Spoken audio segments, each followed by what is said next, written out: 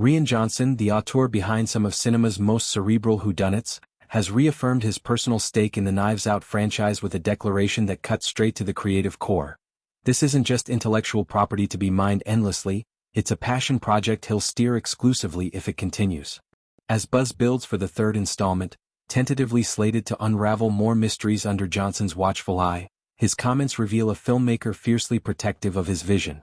"I don't see it as IP," he stated plainly in a recent sit-down. "Each Knives Out film is something I want to make. If that stops being the case, we won't do another one." This stance echoes his earlier musings on the series' future, positioning it less as a cash cow and more as a bespoke series of puzzles, each crafted with the intimacy of a novel rather than the sprawl of a shared universe. The Knives Out saga, which kicked off in 2019 with a star-studded ensemble skewering the ultra-wealthy, has evolved into a cultural touchstone for sharp social satire wrapped in twisty plotting. Johnson's debut entry introduced Detective Benoit Blanc, portrayed with twinkling-eyed charm by Daniel Craig, as he unraveled a Thromby family tangle of greed and deceit. The film's box office haul and Oscar nods paved the way for Glass Onion, a Knives Out mystery, a globe-trotting romp that lampooned tech bros and echo chambers. Now, with a third film greenlit, Johnson is already brainstorming, his creative batteries recharged by the last outing. "Creatively, I feel energized after making this one. Daniel and I are already starting to formulate, what could the next one be if we do another one? I don't know why I would stop doing it if we could keep making them," he enthused. This forward momentum underscores a rare Hollywood anomaly, a franchise driven by artistic whim rather than algorithmic inevitability. At the duo's heart is the alchemy between Johnson and Craig, a director-actor pairing that's blossomed from tentative collaboration to trusted partnership.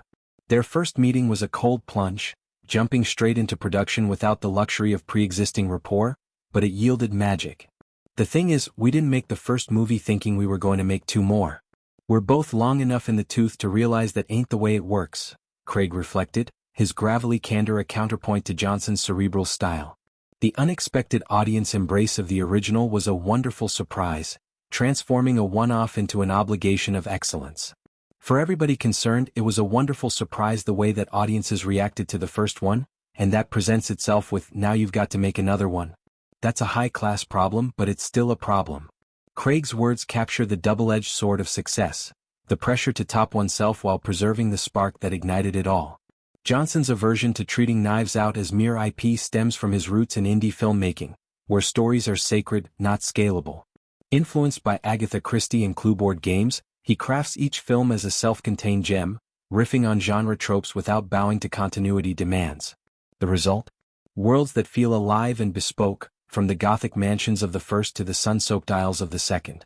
As he eyes the third, Johnson teases a return to form, perhaps delving into fresh societal underbellies, political dynasties or cultural cults, with Blanc as the unflappable fulcrum. "It's become more of a partnership with Craig," he added, highlighting how their shorthand has deepened. Early drafts now flow from late-night texts and shared inspirations, a far cry from the isolation of solo scripting. This personal touch extends to the ensemble, where Johnson handpicks talents who can pivot from comedy to pathos.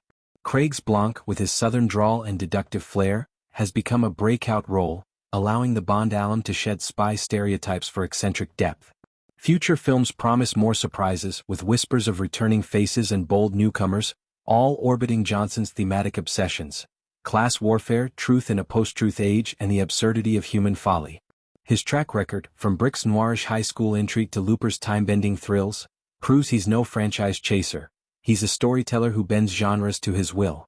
In an industry bloated with sequels, Johnson's conditional commitment is refreshing.